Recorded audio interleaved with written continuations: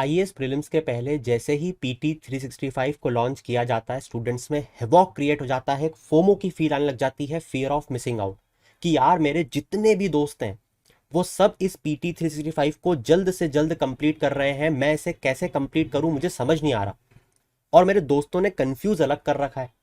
कोई आता है और कहता है कि मैंने तो सिर्फ 4 घंटे में पूरी पीटी 365 इकोनॉमी को कंप्लीट कर दिया।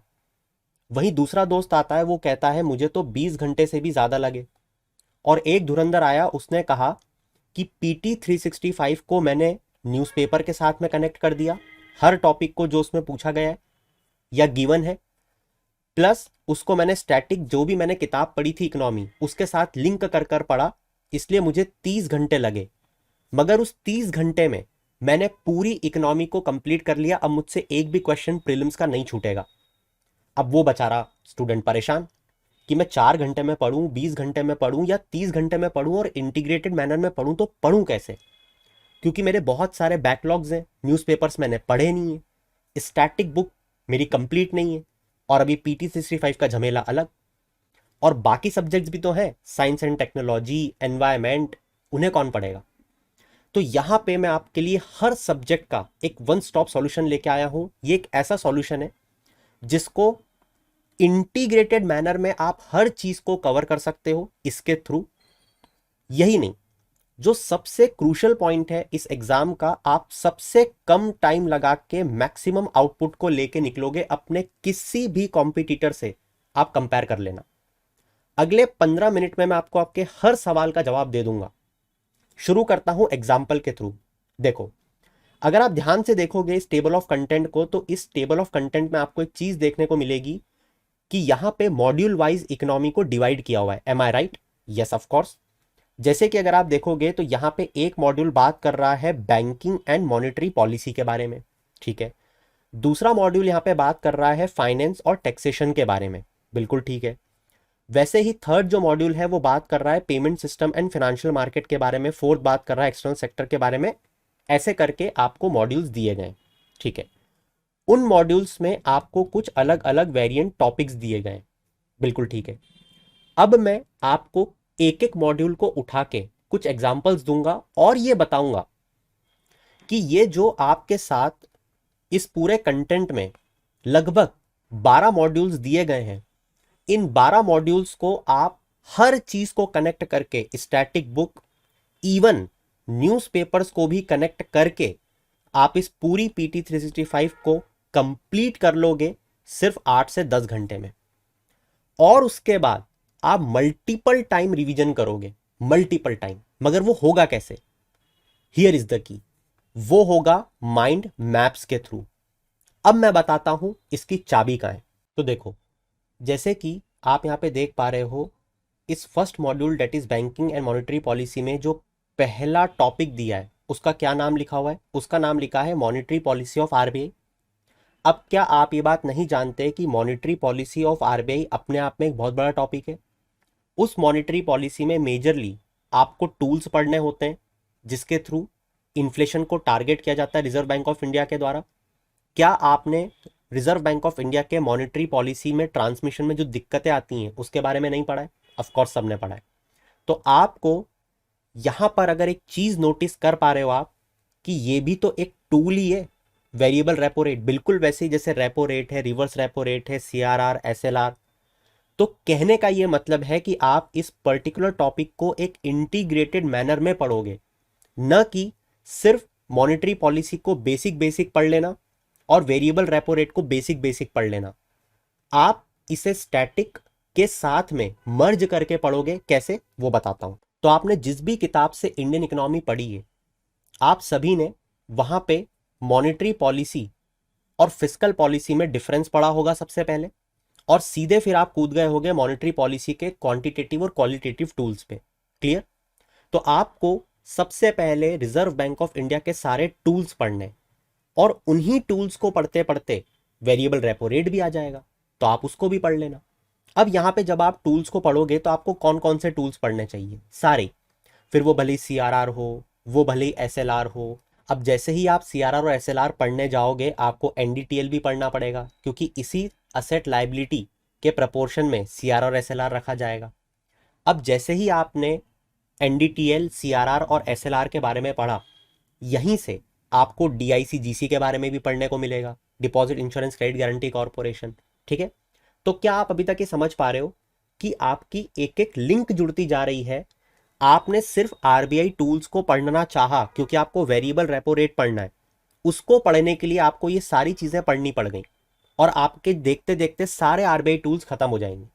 तो जैसे सीआरआर एसएलआर पढ़ा, उसके लिए एनडीटीएल पढ़ा, एनडीटीएल के पढ़ते पढ़ते डीआईसीजीसी भी पढ़ लिया।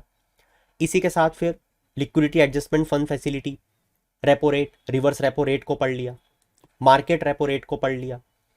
अब जब चल ही रही है कहानी, तो क्यों ना लॉन्ग टर्म रेपो ऑपरेशंस जो लाए गए थे, जिसमें टीएलटीआरओ, एसएलटीआरओ, ऑन टैप लिक्विडिटी विंडो, इसको भी एक बार देख लिया जाए, राइट। बिल्कुल ऐसे ही bank rate, marginal standing facility. अब यहां पे एक बार ठहरो, अभी तक जितनी भी चीजें पढ़ी उसको एक बार मैच द कॉलम के थ्रू रिवाइज करने की कोशिश करो कि मैंने यहां पे अभी बैंक रेट देखा, एमएसएफ देखा, रेपो रेट देखा, इनमें क्या डिफरेंस है, समझ रहे हो? तो आपने यहां पे जितने भी तरीके के रेट्स हैं उनको कंपेयर करा, क्योंकि सीआरआर एसएलआर तो अलग हो गया, वो तो डिपॉजिट्स हो गए। अब यहां पे ये जो रेट्स चल रहे हैं, ये रेट्स में डिफरेंस क्या है, आप वो समझने की कोशिश करोगे और उन्हीं रेट्स को समझते समझते वेरिएबल रेपो रेट भी आ जाएगा। क्लियर? तो यहां पे आप बार बार मैच द कॉलम के थ्रू कि अच्छा एमएसएफ को एक कॉलम में लिखता हूं, बैंक रेट को एक में, रेपो रेट को और रिवर्स रेपो रेट को एक में। अब देखने की कोशिश करता हूं कि यहां पर ये इंट्रोड्यूस कब हुए, इसको याद कर लो। इनका रेट क्या है, मतलब कि कौन ज्यादा रहता है, कौन कम रहता है, इसको याद कर लो। जैसे ही आप ये करने जाओगे आपको एक और चीज मिल जाएगी, जैसे स्टैंडिंग डिपॉजिट फैसिलिटी, क्योंकि रिवर्स रेपो रेट को उसका वाला जो गेम है विदाउट कोलैटरल, इसको स्टैंडिंग डिपॉजिट फैसिलिटी कहते हैं, राइट। तो यहां पे एक और कंपैरिजन पढ़ना पड़ेगा मुझे अब, रिवर्स रेपो और स्टैंडिंग डिपॉजिट फैसिलिटी के बीच में।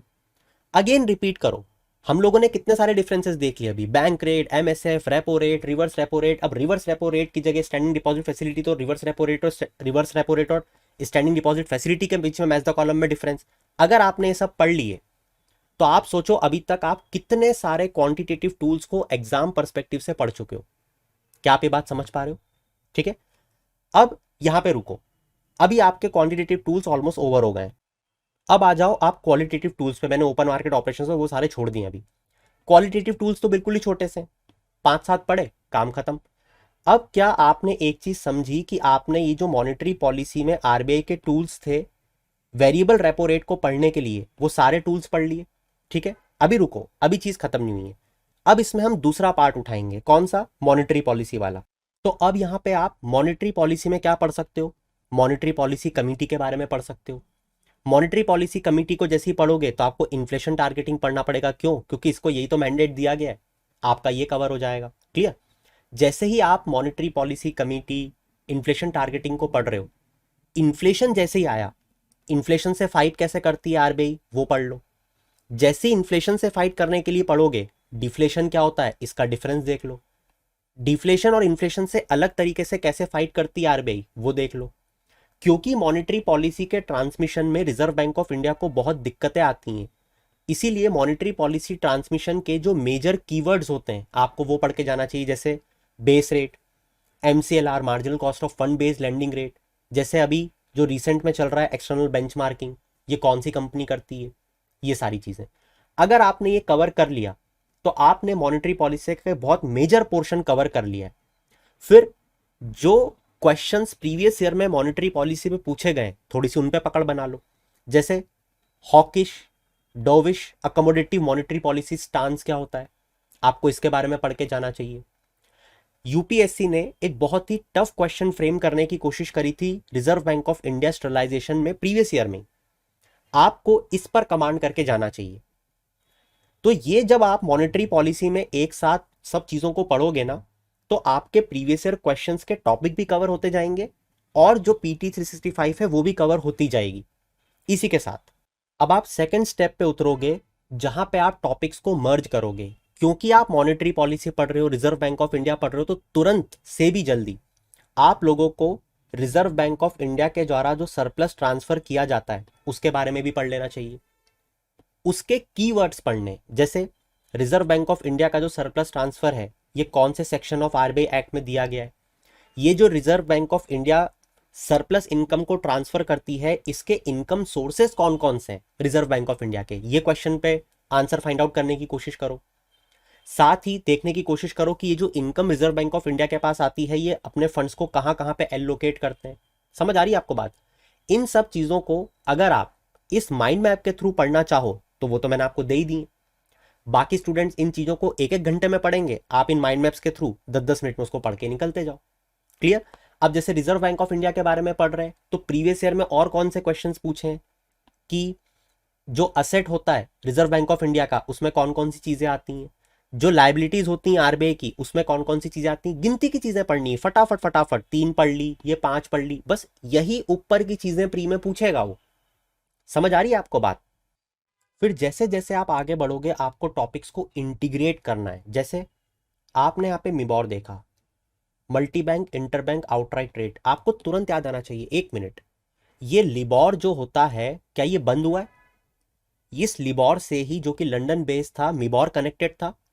तो क्या रिजर्व बैंक ऑफ इंडिया ने बैंक्स को हिदायत दी है कि वो रिप्लेस करें इस मिबॉर को सिक्योर्ड ओवरनाइट फाइनेंसिंग रेट? तो क्या ये SOFR के बारे में मुझे पता होना चाहिए? पता होना चाहिए। तो ये SOFR कैसे काम करता है? क्लियर? ये FBIL जो संस्था है financial benchmark of India limited, ये क्या है? ये प्राइवेट कंपनी है, आरबीआई के अंतर्गत आती है। इस तरीके से आपको कंपेयर करके इस मिबॉर लिबॉर FBIL के टॉपिक को यहीं की यहीं खत्म कर देना है। अब अगर आप ध्यान से देखोगे तो अभी तक की पंचायत में आपने इसके थ्रू मॉनेटरी पॉलिसी के पूरे मॉड्यूल को इंडियन इकोनॉमी के कवर कर लिया है। सारे टूल्स पढ़ लिए, इन्फ्लेशन टारगेटिंग पढ़ लिए, आरबीआई के असेट लाइबिलिटी पढ़ ली है, सारी चीजें क्वांटिटेटिव क्वालिटी सब। इसी को आपने इंटीग्रेट कर दिया आरबीआई सरप्लस ट्रांसफर में, इसी को आपने इंटीग्रेट कर दिया मिबॉर लिबॉर में, और इसी तरीके से इन फ्यूचर में भी आप बाकी चीजों को भी इंटीग्रेट करते जाओगे। ठीक है? अब आप किसी भी जो आपकी इच्छा हो उस टॉपिक को उठा के देख लो। जैसे कि एग्जाम्पल के तौर पे यहाँ पे हमको इंसॉल्वेंसी बैंक्रप्सी दिख रहा है, मैं बता रहा हूं आपको इंटीग्रेट कैसे करना है। इंसॉल्वेंसी बैंक्रप्सी कोड दिख रहा है, हाँ दिख रहा है। नॉन परफॉर्मिंग असेट दिख रहा है, हाँ दिख रहा है। असेट रिकंस्ट्रक्शन कंपनीज दिख रहा है, हाँ दिख रहा है। अब आपको क्या लग रहा है ये तीनों टॉपिक्स अलग है? जवाब है नहीं, ये तीनों टॉपिक एक है। कैसे? क्योंकि जब आप नॉन परफॉर्मिंग असेट के टॉपिक को पढ़ोगे ना तब आपको देखने को मिलेगा कि ये तीनों टॉपिक आपको पढ़ने पड़ेंगे, भले फिर वो आईबीसी हो, असेट रिकंस्ट्रक्शन कंपनी या एनपीएस। एनपीएस के बारे में सबसे पहले आप बेसिक चीज पढ़ोगे, एनपीए क्या होता है, कितने तरीके के स्ट्रेस असेट होते हैं, बेसिक चीजें। ठीक है? फिर आप पढ़ोगे यहाँ पे एनपीए की रिजोल्यूशन फ्रेमवर्क में, जहां पे आपको आईबीसी पढ़ना पड़ेगा, मगर आईबीसी के पहले क्या था उसको भी तो पढ़ोगे, कैसे छोड़ोगे? तो यहाँ पे आपका जो सारफेजी है ये सारी चीजें हो जाएंगी। ठीक है? फिर आप आईबीसी की प्रोसेस को पढ़ोगे, आईबीसी की प्रोसेस को पढ़ते पढ़ते आप एनसीएलटी को पढ़ोगे, right? Reserve bank of India के जो बाकी के मेजर्स हैं एनपीए को कम करने के लिए आप उसको पढ़ोगे।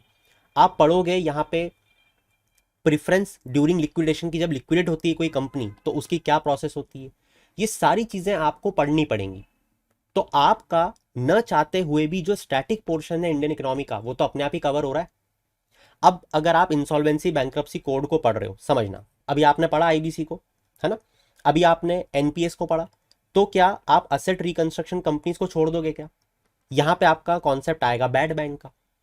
बैड बैंक में आप एनएआरसीएल, है ना, आईडीआरसीएल, इसके बारे में पढ़ोगे। ये बैड बैंक्स कैसे काम करती हैं, एक खरीदती है एक बेचती है, ये क्या होता है, इसके बारे में पढ़ोगे। तो कहने का मतलब है कि वो तीनों टॉपिक्स एक दूसरे के साथ में इंटीग्रेटेड हैं, और इन तीनों टॉपिक्स में आपने इंडियन इकोनॉमी का एक बहुत मेजर चंक खत्म कर दिया। बिल्कुल वैसे ही अभी तक हम इंडिया का देख रहे हैं। अब मान लो कि मैं इंटरनेशनल इंस्टीट्यूशन को उठा लेता हूँ, मान लेते हैं ब्रेटन वुड कॉन्फ्रेंस उठा लेता हूँ। ठीक है? अब ये जो दोनों टॉपिक हैं इनको आपको एक साथ पढ़ना है, ये होती है इंटीग्रेटेड अप्रोच। आईएमएफ और वर्ल्ड बैंक कैसे पढ़ोगे? तो यहाँ पे आपको इसे इंटीग्रेटेड मैनर में पढ़ना पड़ेगा। जैसे वर्ल्ड बैंक एंड आईएमएफ में आप पढ़ोगे मैच द कॉलम बना के, एक तरफ आईएमएफ लिखोगे एक तरफ वर्ल्ड बैंक, दोनों के हेडक्वार्टर कहाँ है भैया एक ही है, दोनों में लेटेस्ट मेंबर कौन कौन जुड़ा है इसको पढ़ लेना।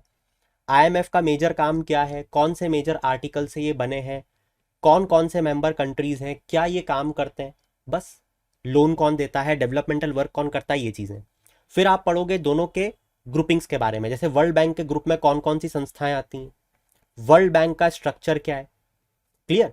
कंपैरेटिव फॉर्मेट में चीजें चल रही हैं, बिल्कुल जैसे अभी वर्ल्ड बैंक का मैंने बताया स्ट्रक्चर कैसे पढ़ना है, बिल्कुल वैसे ही आईएमएफ का स्ट्रक्चर आपको पढ़ना पड़ेगा कि अच्छा इसके स्ट्रक्चर में दो चीजें होती हैं, कैसे काम करती हैं, आईएमएफ किस किस तरीके से पैसे को लेंड करता है, ये क्वेश्चन पूछती है UPSC, stand by agreement, extended fund facility, emergency fund.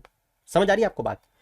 इस तरीके से आपको इंटीग्रेटेड मैनर में चीजों को पढ़ना पड़ेगा और तभी जाके आप एक सही दिशा में और कम से कम टाइम लगा के चीजों को कवर कर पाओगे।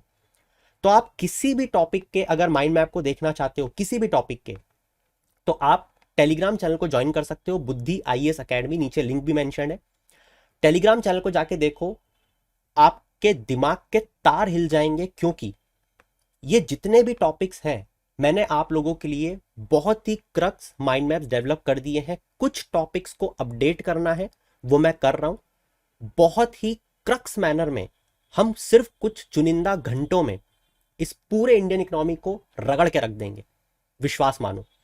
तो अगर आपने अभी तक टेलीग्राम ज्वाइन नहीं किया है तो जाके जरूर, वहां पे आपको टाइम जरूर लगेगा क्योंकि बहुत मेहनत की है हमने वहां पे, लिटरली बहुत मेहनत की है। जब आप एक एक माइंड मैप को स्क्रॉल करोगे तो सिर्फ स्क्रॉल मत करना, उसे देखना, समझना कि उसमें कितने एफर्ट्स मारे गए। और अगर आपने उन माइंड मैप्स में 1 घंटा भी इन्वेस्ट किया तब आपको समझ में आएगा कि इसे आप सबसे कम टाइम में मैक्सिमम आउटपुट लेके कैसे निकल सकते हो। That's it from my side for this particular topic. We'll meet you soon. Till then, keep shining. Have a good day.